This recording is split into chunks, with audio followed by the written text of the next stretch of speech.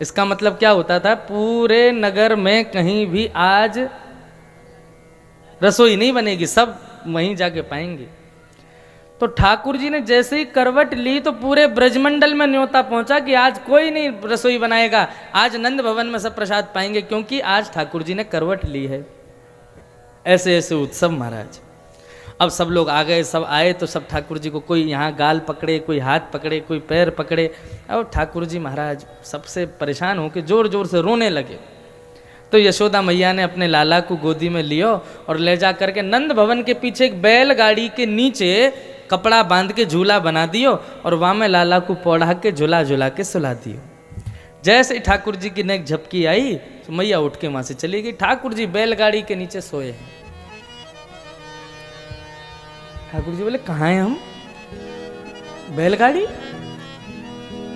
और वहां पूरा उत्सव चल रहा है, सारे ब्रजवासी नाच रहे हैं, गा रहे हैं और आनंद कर रहे हैं, और हम यहाँ बैलगाड़ी के नीचे, और मैया हमको अकेले छोड़ के चली गई। मैया यशोदा, मुझे लगे तू अभी मेरे रूप को जाने ना है। बड़े बड़े योगी, बड़े बड़े तपस्वी, बड़े बड़े ध्यानी, निर्मलात्मा, शुद्धात्मा, ये भी 1,000 वर्ष तक तपस्या करते हैं, तब भी मेरी एक झलक नहीं पाते, और मैं तेरे यहाँ बालक बन के आया, तू मुझको अकेले छोड़ के चली गई। अभी बताऊं, रुक जा। तो बैलगाड़ी के ऊपर महाराज दही, दूध आदि गौ रस के बड़े बड़े मटके रखे थे, और उसके ऊपर आकर के बैठ गया कौन? सक्टासुर। कंस ने भेजा था सक्टासुर। 3 महीना के कन्हैया ने अपनो एक पाम उठायो, थोड़ा लंबो कियो, और लंबो करके जैसे ही बैलगाड़ी में मारी, बैलगाड़ी पलट गई, सारे भांड फूट गए, और महाराज सक्टासुर को वध है गया। अब मटकियों की फूटने की जैसी आवाज आई, सारे ब्रजवासी दौड़े दौड़े आए, आकर के देखो कि महाराज गौरस के बीच में नन्हे से बाल कृष्ण प्रभु पड़े हुए हैं और सक्टासुर मरो भय। मैया ने आकर के लाला को गोदी में उठायो। इतनी बड़ी बैलगाड़ी कैसे गिर गई? मैं तो लाला को सुलाई करके गई, ये बैलगाड़ी गिर कैसे गई? छोटे छोटे बालक आए और आकर के बोले मैया हम बताएं कैसे गिरी? बोले कैसे गिरी?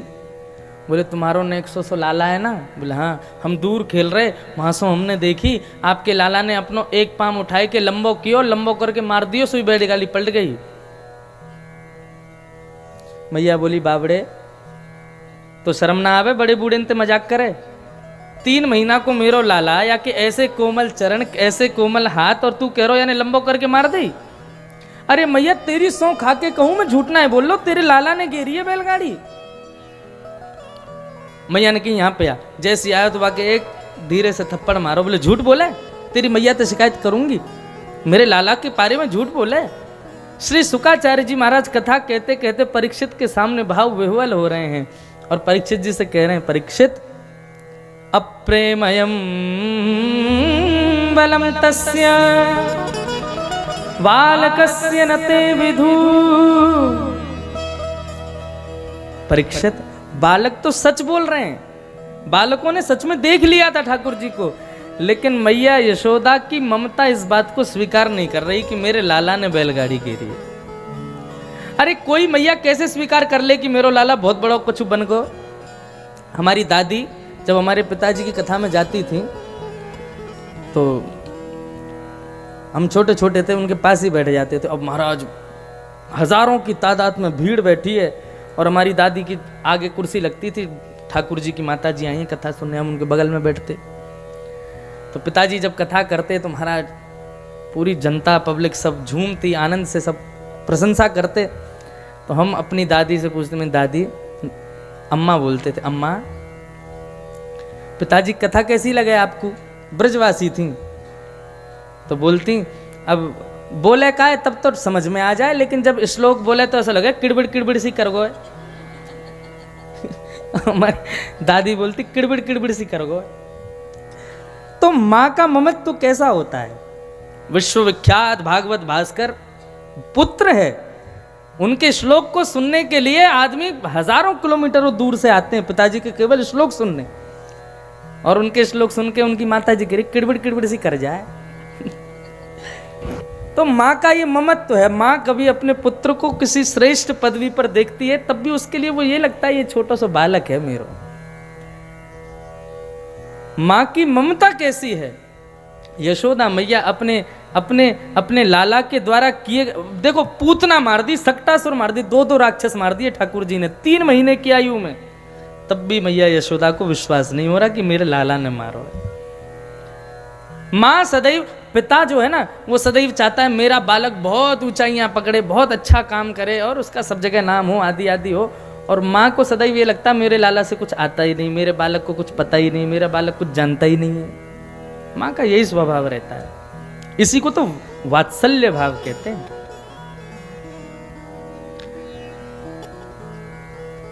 ठाकुर जी यशोदा मैया के अंग से लिपट गए। ठाकुर जी को भी सुख मिल रहा है, बोले हमारी प्रभुता दिखे नहीं मैया को, इसी में सुख है। अब धीरे धीरे ठाकुर जी हो गए 1 साल के।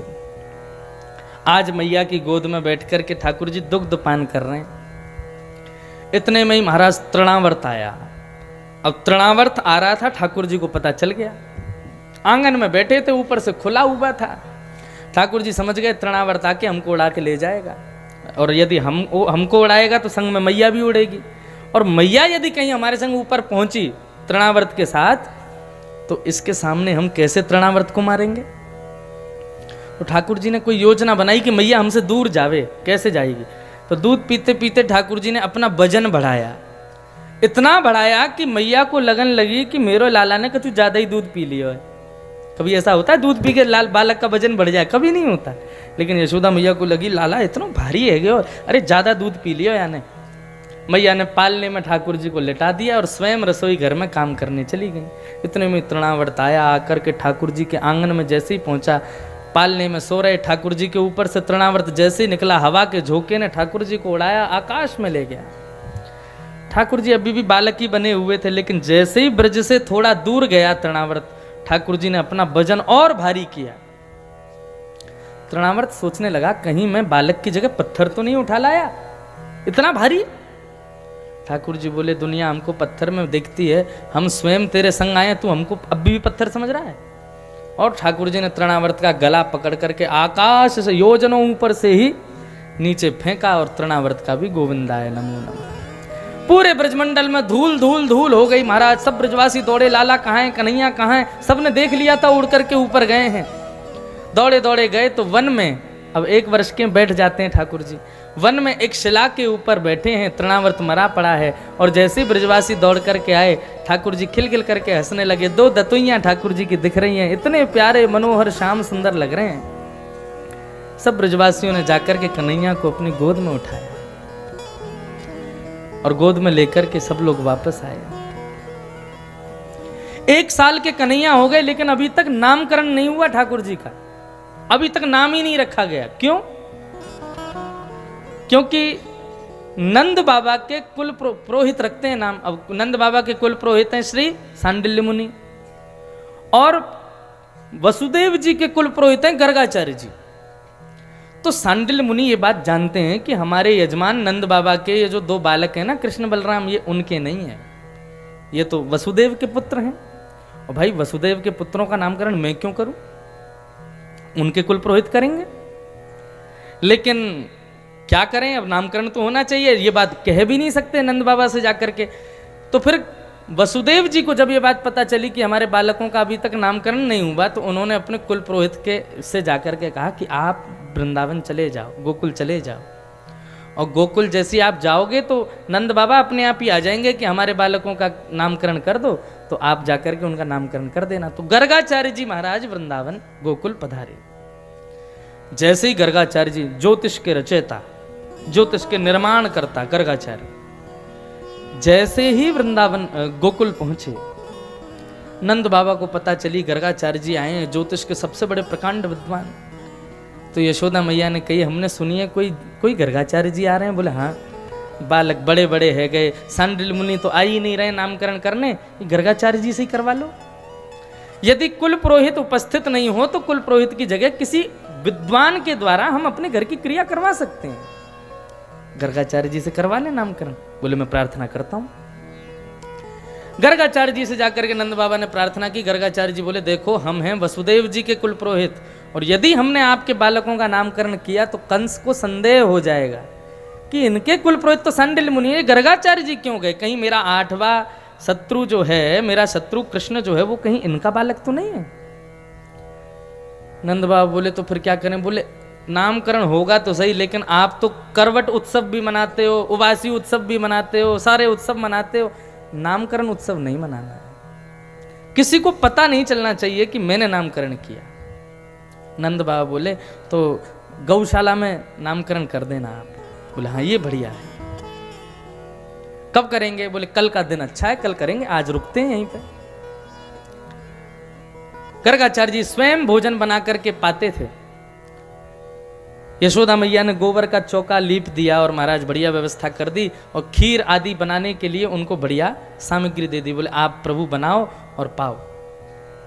गर्गाचार्य जी ने खीर बनाई, अपने अपने बक्सा में से शालिग्राम जी निकाले, सामने सजा दिए, तुलसी की माला आदि पधरा दी, दीपक नैवेद्य आदि रख दिए और खीर बना करके अपने हाथ से स्वयं ठाकुर जी के सामने चांदी की कटोरी में रख करके और ठाकुर जी को निवेदित कर रहे हैं। त्वदीयं वस्तु गोविंद तुभ्यमेव समर्पयेत् ग्रहाण सुमुखो भुक्त्वा प्रसीद परमेश्वर। हे ठाकुर जी पधारो, आकर के भोग लगाओ। और नेत्र बंद करके महाराज 15-20 मिनट तक ये स्तुति करते थे गर्गाचार्य जी। अब जैसे ही ये कहने लगे तो अंदर आंगन में खेल रहे दाऊ दादा और कन्हैया दोनों स्तब्ध हो गए। दाऊ दादा बोले लाला कहाँ भयो, खेल क्यों ना रहो? अरे मुकु वो बाबा आयो हो ना बाहर, माने खीर बनाई है, वो बुला रो है, खीर खावे ताई बुलाए रो है। बलराम जी बोले तो फिर जा पाके आ, और बढ़िया लगे तो मुकु भी बता दियो, मैं आ जाऊंगा। ठाकुर जी बोले ठीक है जाऊं। अब तो गुटमन ठाकुर जी निकल करके बाहर आए नंद भवन से, तो देखा सामने महाराज गर्गाचार्य जी बैठे हैं, उनके शालिग्राम और बीच में खीर रखी है, तुलसी जी उस पर पधरी हुई है।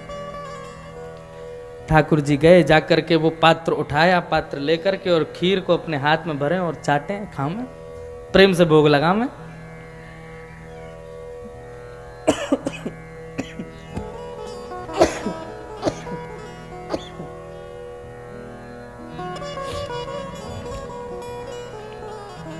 गर्गाचार्य जी महाराज के जैसे ही नेत्र खुले, जय हो मेरे शालिग्राम।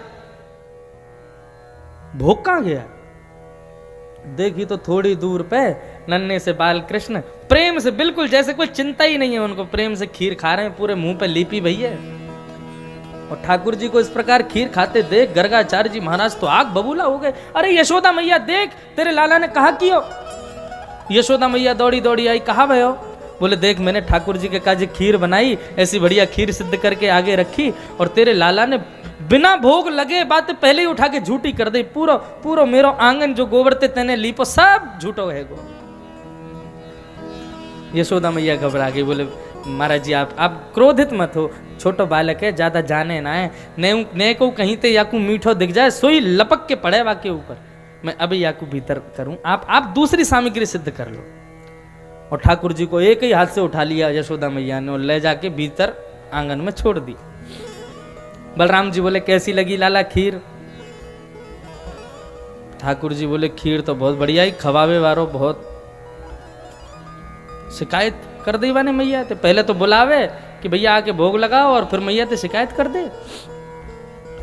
अरे कोई बात ना, तेरे जीव को स्वाद तो मिल गो ना। बोले हाँ स्वाद तो खूब मिलो, महाराज जीव से चाटन लगे, अपनी लगी भाई खीर को, बोले बहुत स्वाद बनाई भैया, चल आजा खेलेंगे। अब फिर से खेलने लगे। गर्गाचार्य जी ने महाराज फिर से गोबर का लीप करवाया, फिर से पूरी रसोई से साफ करी, फिर से दोबारा से कंडा आदि सिद्ध करके बढ़िया उस पर खीर बनाई, और खीर बना के बार बार क्षमा मांग के अपने शालिग्राम भगवान से फिर से खीर रखी सामने।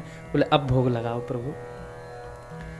त्वदीयं वस्तु गोविंद तुभ्यमेव समर्पयेत् ग्रहाण सुमुखो भुक्त्वा प्रसीद परमेश्वर। जैसे ही 15 मिनट के लिए महाराज आंख बंद करके बैठ गए, ठाकुर जी भोग लगाओ।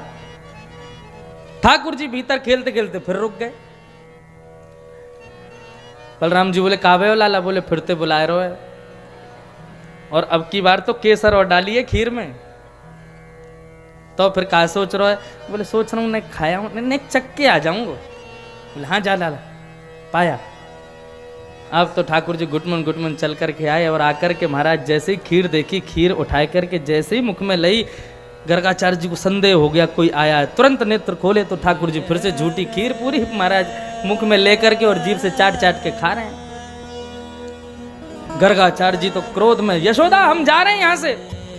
कहीं और जाकर के खीर बनाएंगे, अपने ठाकुर जी को पवाएंगे, तेरो लाला बार बार आकर के हमारे ठाकुर जी के भोग को खा जाए? ऐसा उद्यमी बालक हमने कहीं ना देखो। ठाकुर जी बोले मेरो का अपराध है भैया, तू बुलावे तो मैं आ जाऊं, मत बुलाइयो ना आएंगे। ना जामे तो भक्त हम पे आरोप लगामे कि ठाकुर जी आमे ना, और आ जाओ तो ऐसे चढ़े हम पे। ये बोल नहीं रहे, ठाकुर जी मन ही मन सोच रहे थे, अभी तो छोटे से बोलना जाने ही ना है। यशोदा मैया आई, बोले क्षमा कर दो, मैं याकू अब की बार कमरा में बंद करके आऊंगी, आप लेकिन कहीं मत जाओ, यहीं भोग बनाओ, दोबारा बना लो। फिर से गोबर लीपा, फिर से सब व्यवस्था करी, ठाकुर जी को एक कमरे में जाके बंद कर दिया। बंद नहीं किया, केवल किवाड़ लगा दी। ठाकुर जी क्रोध में भर के जंगला पे खड़े भये और गर्गाचार्य जी को दूर से ही देख रहे हैं। अब 1 साल का बालक जब गुस्सा करता है ना, कितना प्यारा लगता है।